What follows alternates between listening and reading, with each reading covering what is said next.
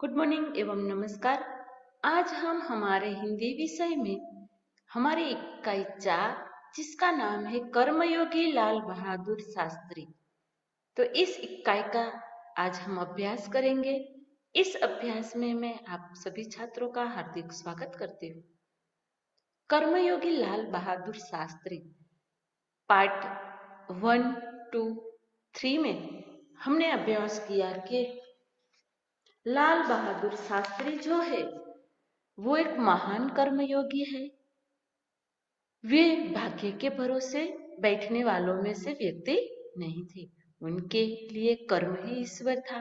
कर्म के प्रति बिना किसी फल की आशा किए वे पूरी तरह समर्पित थे। शास्त्री जी की विशेषताएं यही थी कि शास्त्री जी जो कुछ कहते थे वही करते थे। वे कुछ भी करते थे वो राष्ट्र के लाभ के लिए करते थे। वे विशिष्ट होकर भी जीवन भर सामान्य बने रहे। विनम्रता, सादगी, सरलता जैसे गुण उनके व्यक्तित्व में मिलजुल गए थे। वे जीवन भर महात्मा गांधी तथा डॉक्टर भगवान दास के आदर्शों पर चलते रहे। शास्त्री जी ने सन 1926 में लोक सेवा मंडल के सदस्य बने और जीवन भर उसके सदस्य रहे। इस संस्था के द्वारा ही उन्होंने वंचितों के उद्धार का कार्यक्रम चलाया।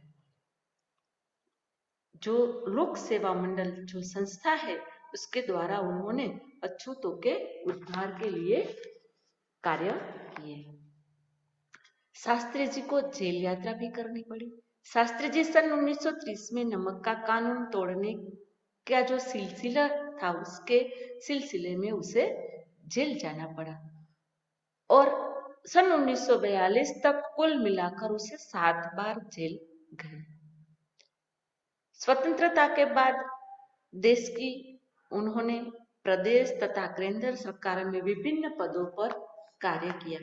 केंद्रीय मंत्री के रूप में उन्होंने परिवहन, संचार, वाणिज्य, उद्योग तथा गृह मंत्रालय की जिम्मेदारी संभाली।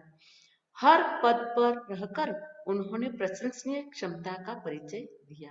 उसका दृष्टिकोण अत्यंत व्यवहारिक होता है। 19 महीने तक प्रधानमंत्री के पद पर रहकर उन्होंने उल्लेखनीय सफलता के कारण लोकप्रियता प्राप्त की।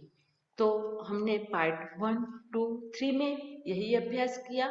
आज हम देखते हैं पार्ट 4 कि वे हमारे देश के अत्यंत महत्वपूर्ण पदों पर रहे और इन पदों पर रहते हुए भी स्वाभाविक रूप से अधिकार संपन्न थे કે તે છે એ આપણા દેશમાં છે એ મહત્વપૂર્ણ પદો ઉપર રહ્યા છતાં પણ સ્વાભાવિક રૂપથી તે અધિકારથી સંપન્ન હતા કે એ મોટા મોટા પદો ઉપર હોય તો સ્વાભાવિક છે કે એને ઘણા બધા અધિકારો છે એ એને પ્રાપ્ત થયેલા હોય लेकिन उन्होंने हमेशा आत्म स्वयं से काम लिया तथा अधिकारों से अधिक कर्तव्यों को तरजीह दी। છતાં પણ તેણે છે હંમેશા આત્મ સ્વયંથી કામ કર્યું અને અધિકારોથી વધારે તેના કર્તવ્યોને છે એને પ્રાધાન્ય આપ્યું। તરજીહ કા મતલબ પ્રાધાન્ય। તો અધિકારોથી વધારે તેણે પોતાના કર્તવ્યોને પ્રાધાન્ય આપ્યું। शायद इसीलिए ही शास्त्री जी इतने अधिक लोकप्रिय भी हो सके અને કદાચ એટલા માટે જ शास्त्री जी છે એ આટલા લોકપ્રિય બની શક્યા। उन्होंने अलीगढ़ मुस्लिम विश्वविद्यालय के दीक्षांत समारोह में 19 दिसंबर 1964 को छात्रों को संबोधित करते हुए कुछ कहा। क्या कहा देखते हैं। तो तेणे छे ए अलीगढ़ मुस्लिम विश्वविद्यालय एनामां दीक्षांत समारोह छे। दीक्षांत समारोह कोने कहेवामां आवे छे तो के जे जे छात्रों छे विद्यार्थीओ छे ए विद्यार्थीओ छे ए ऊंचा पद उपर छे એ જ્યારે અભ્યાસ કરતા હોય અને એને સારા ગુણથી સારા માર્ક્સ મેળવી અને પ્રોત્સાહન આપવા માટે તેને પ્રમાણપત્ર આપવામાં આવે એને કહેવાશે દીક્ષાંત સમારોહ। તો આ દીક્ષાંત સમારોહમાં છે એ એણે વિદ્યાર્થીઓને સંબોધિત કરતા કહ્યું કે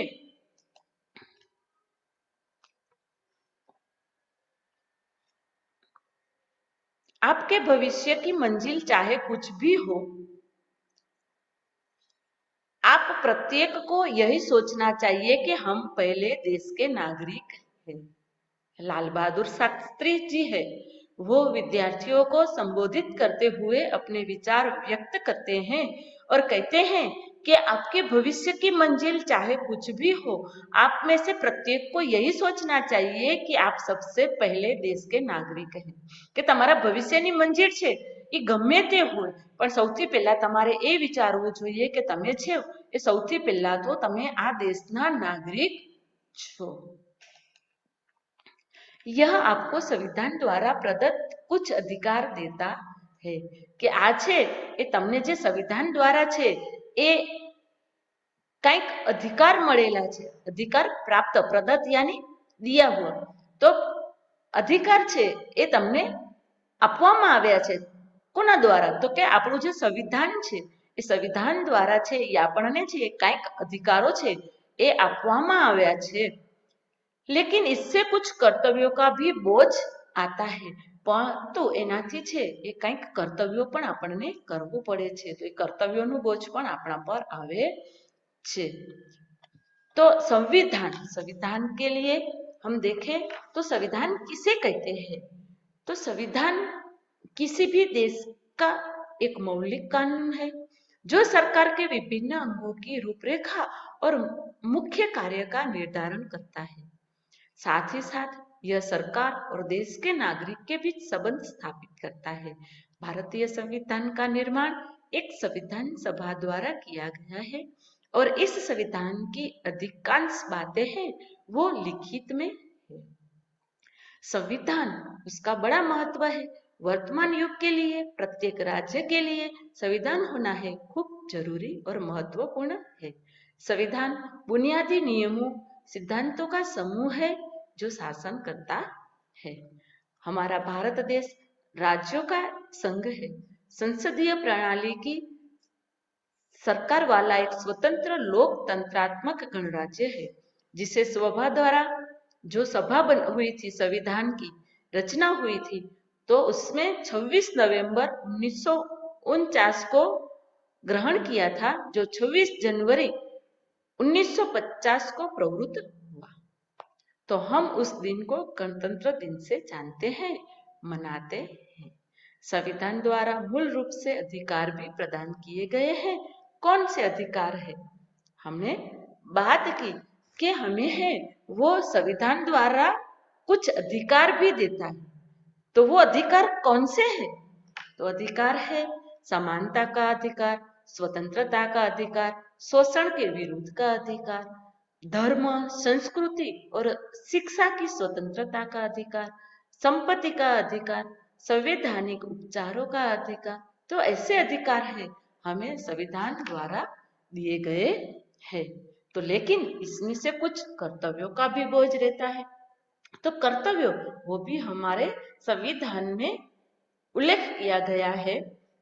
कौन सा उल्लेख है? हमारे कर्तव्य है वो कौन कौन से हैं? तो संविधान का पालन करना, उसके आदर्शों, संस्थाओं, राष्ट्रीय ध्वज, राष्ट्रगीत का सम्मान करना, उन आदर्शों का सम्मान व अनुसरण करना जिनसे हमारी स्वतंत्रता की लड़ाई को प्रोत्साहन मिले, भारत की संप्रभुता, एकता और अखंडता की रक्षा करना, देश की रक्षा करना, जब आवश्यकता पड़े तो राष्ट्रीय सेवा में भाग लेना, हमारी सामाजिक संस्कृति की गौरवमयी परंपरा को बनाए रखना, भारत के सभी लोगों के बीच समरसता और भाईचारे की भावना का निर्माण करना, पर्यावरण का संरक्षण करना, उसका संवर्धन करना, वैज्ञानिक दृष्टिकोण और जिज्ञासा का विकास करना, सार्वजनिक संपत्ति को सुरक्षित रखना, व्यक्तिगत और सामूहिक गतिविधियों के सभी क्षेत्रों में उत्कर्ष की ओर बढ़ने का सतत प्रयत्न करना, सतत प्रयास करना। तो ऐसे है वो हमारे संविधान से हमारे पर कर्तव्यों का भी बोझ आता है, जिसे समझना चाहिए कि हमारा देश प्रजातांत्रिक है। तो આપણે જોયું કે આપણું સંવિધાન શું છે, સંવિધાન ક્યારે અમલમાં આવ્યું, સંવિધાનમાં કેટલાક આપણને અધિકારો પ્રાપ્ત થયેલા છે અને એની સાથે સાથે અધિકારો આપણને પ્રાપ્ત થયેલા છે તો એની સાથે સાથે આપણી પર ફરજો બને છે, કર્તવ્ય બને છે। તો એ જે ફરજો છે એ પણ આપણને નિભાવવી જોઈએ. તો એનાથી કે છે કે આપણે એવું સમજવું જોઈએ કે આપણો દેશ છે એ પ્રજાતાંત્રિક દેશ છે અને એ આપણને જો स्वतंत्रता આપે છે तो लेकिन इस स्वतंत्रता का उपयोग एक व्यवस्थित समाज के हित में स्वेच्छा से लगाए गए प्रबंधों के तहत होना चाहिए. પરંતુ એ કે જે આપણને પોતાની સ્વતંત્રતા આપે છે એ સ્વતંત્રતાનો ઉપયોગ છે એક વ્યવસ્થિત સામાજિક જીવન માટે, સમાજના હિત માટે અને સ્વેચ્છાથી છે એ આપણે સમાજના હિત માટે આપણે સ્વેચ્છાથી કે આપણે પોતે પોતાની ઈચ્છાથી છે એ એમાં લગાડવું જોઈએ. अधिकार, कर्तव्य और आत्म स्वयं के बारे में यह अत्यंत महत्वपूर्ण बात शास्त्री जी ने कही थी. અને અધિકાર, કર્તવ્ય અને આત્મ સ્વયંની બાબતમાં છે એ આ અત્યંત પૂર્ણ જો મહત્વપૂર્ણ बात છે એ શાસ્ત્રીજીએ કહેલી હતી, जिसे आज याद रखने की जरूरत है. અને જેને છે એ આજે યાદ રાખવાની ખૂબ જ જરૂરિયાત છે.